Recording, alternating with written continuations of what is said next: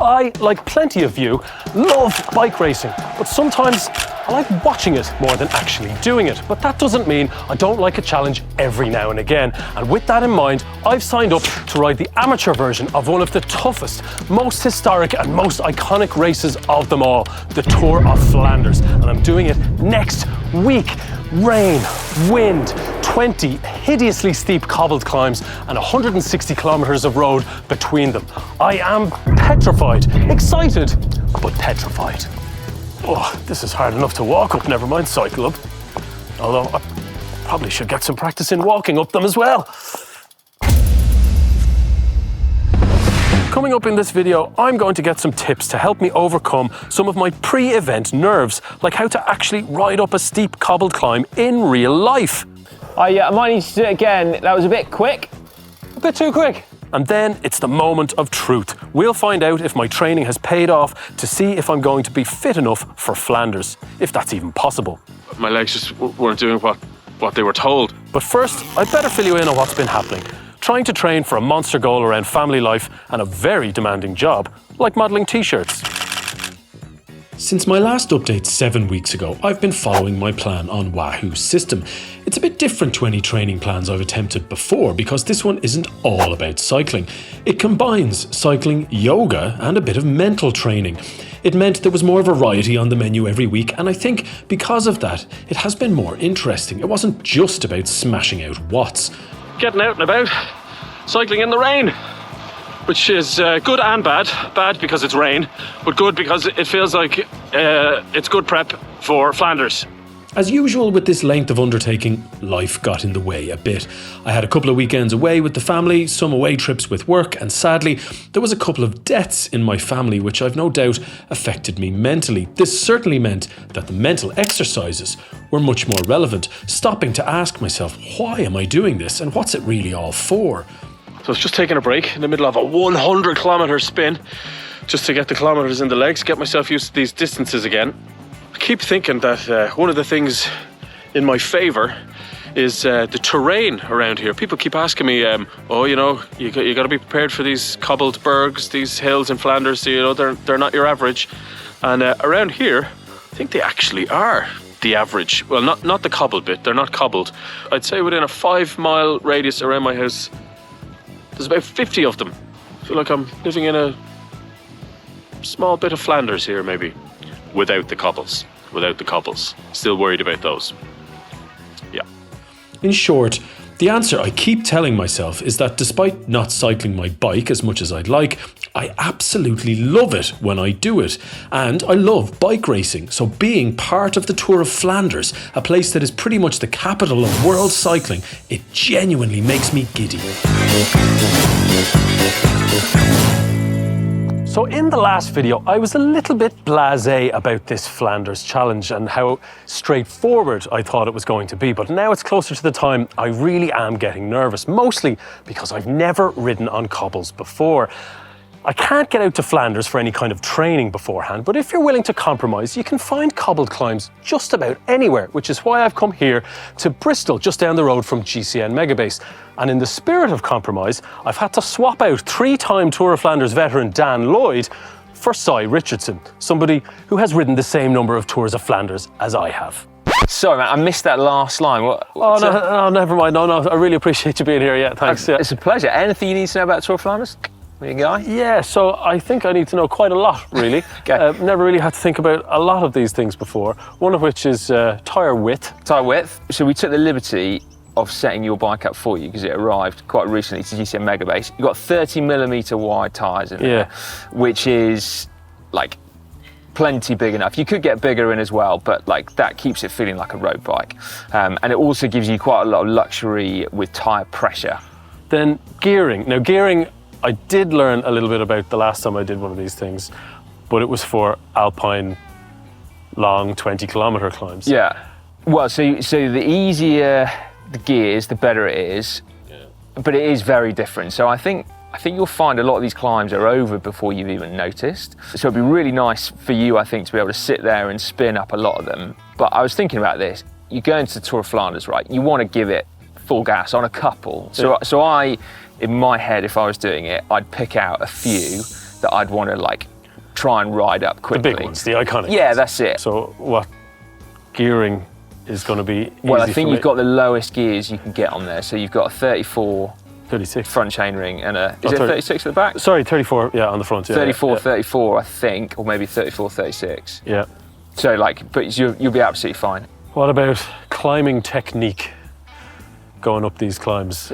Well, do you want to have a go? Yeah. And then we can have a look and then maybe give you some pointers if you need any.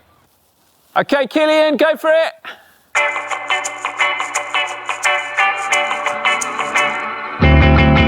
Looking good. Remember to breathe.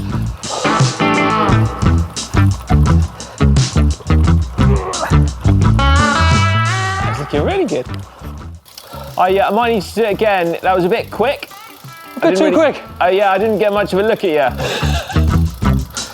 So the one thing I'm wrestling with is cadence.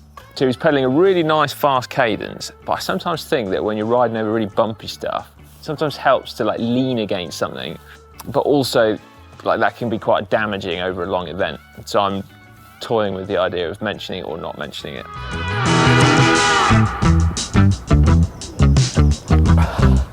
Might get out of the saddle this time.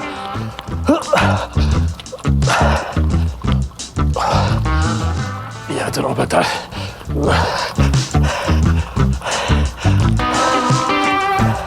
That was looking good. That was looking really good. Yeah.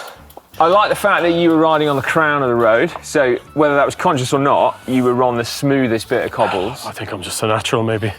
Quite possibly. Yeah. Not every metre of cobble is created equal, so looking for the best, smoothest bit is great. Yeah. And often the crown is there, is where you got it. In the saddle is really good as well, particularly if it's wet, then you'll find that if you get out of the saddle, you could well lose traction. And even when it's dry, often when you get out of the saddle, the back wheel is inclined to bump around a little bit more. And again, you'll basically not ride as efficiently. So if Yeah. you can, sit in the saddle, Yeah. that's cool. And the only thing I was sort of wondering about is, like that first run, you were obviously giving it full gas, which was great, and a nice high cadence. I think often, like, if you're not going full gas, just pedaling slightly slower, because then you've got something to sort of push against, and it's almost like you can create a little bit more tension in your body just so you don't get rattled around quite so much. So do you know what I mean? You kind of float over the top as opposed to like letting the bike like Not dictate. a criticism. I was expecting that I'm going too fast, but I'll take it. I'll take it on board. Yeah. Oh yeah, it was looking good. Yeah, what we could do, just to make you go up again, we could let a little bit of air out your tyres. How much gear size in there at the moment? I don't know. I mean, it's not masses, but Do you think you've got a sense of PSI by touch? yeah, I reckon you got about 48 and a half, 50.2 in the back. Okay. Feels like 49 and a half, maybe. You don't know, Cillian. The crown of the road thing is interesting. I mean, I did know that. I've Yeah. heard that advice before, but it kind of seems a little bit counterintuitive because even on this one, where the crown is a little bit pronounced, especially if it was wet, I kind of feel like I'm gonna slide off. Yeah. Whereas if I'm on the side, there's nowhere to slide off to. I mean, that is absolutely true. Like, and particularly on the really serious sectors Yeah. of pave, it's like roulette. Yeah. But the issue with these bits down the side is that you tend to get bigger potholes. Yeah. And so those are the bits where you can then potentially like end up with a damaging your wheel, or you would get a flat. You might well find that you're on a sector of cobbles and actually the smoothest line is the gutter, or so that's just where you look ahead and go like, oh, that looks like a much better place to ride, so sod it, I'm going to ride there. So yeah, I would never sort of take it as gospel that's where you should always ride. Okay. So I've done 7 weeks of structured workouts with Wahoo SYSTM as my guide, and here I am. I'm nearly at the end of the road. The Tour of Flanders is next week. Now, I'd be lying if I said I managed to tick every single box and do all of the workouts that were on my plan. The reality was, as I kind of knew it would, life just got in the way a little bit, and my reality remains that, despite what Dan Lloyd might think, get on with your job, Cillian. I do have quite a busy full-time job, and I still have 2 kids at home. It's not nappies and sleepless nights anymore. It's more like being a full-time taxi driver. So I think I did about half of the workouts that were on the plan. But this has all been part of the challenge. Once I'm on the bike, Wahoo SYSTM made it really simple. The complicated part was just getting my bum on the bike in the first place. So I'm here today to do one last test to see how fit I am compared to 7 weeks ago, and if I'm going to be fit enough to actually enjoy myself in Flanders next week. Whoa! Whew. That was a good start, wasn't it? Oh, terrible. I can't even turn the pedals. Okay, so today, mercifully, I won't be doing another frontal 40p test. That was extremely brutal when I did it before I started all the training. Today, it's not going to be easy, but it's going to be shorter, which is a ramp test. And last time, the 40p test revealed that I had an FTP of 173, which at the time I was really quite disappointed with, because I thought I was working under the assumption that my FTP had been closer to 190.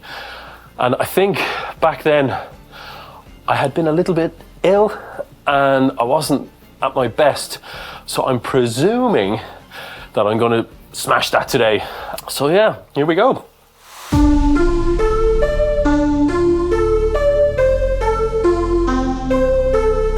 So this particular ramp test is called the Half Monty, and I'm doing a warm-up at the moment, which I think is about 15 minutes with a couple of sections of at my current FTP, which is still 173. Then it starts the actual ramp, which starts way below the FTP. I think it'll probably start for me at about 120, and then every minute after that it will increase by 20 watts, I think, until I can't cycle anymore. Yeah, just keep going harder and harder and harder until you drop.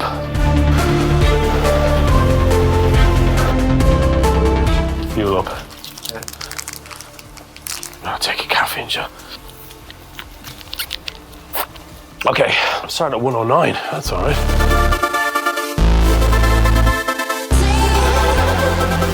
So you're 187, how does this feel? I mean, I can still kind of talk okay. I'm starting to breathe a bit heavier. My heart rate's at 150. So yeah, starting to pinch a bit.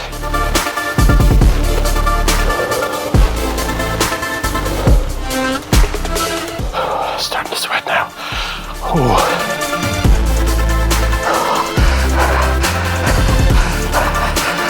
Do we keep the feet funky when they watch this? Push it. Keep it up.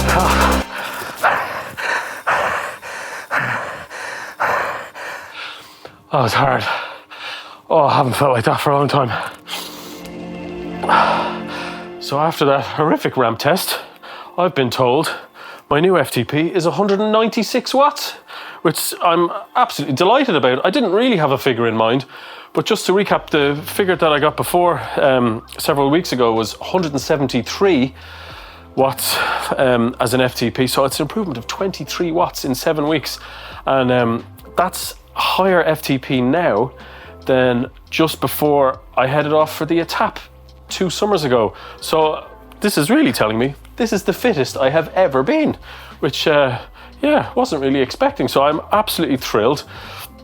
And now I am really looking forward to Flanders next week. I'm absolutely feeling like I'm fit enough to enjoy myself. So wish me luck. I hope it goes well. And if there's any tips or bike setup advice that Cy Richardson might have forgotten to give me earlier on, feel free to let me know in the comments down below. And don't forget to give this video a big thumbs up.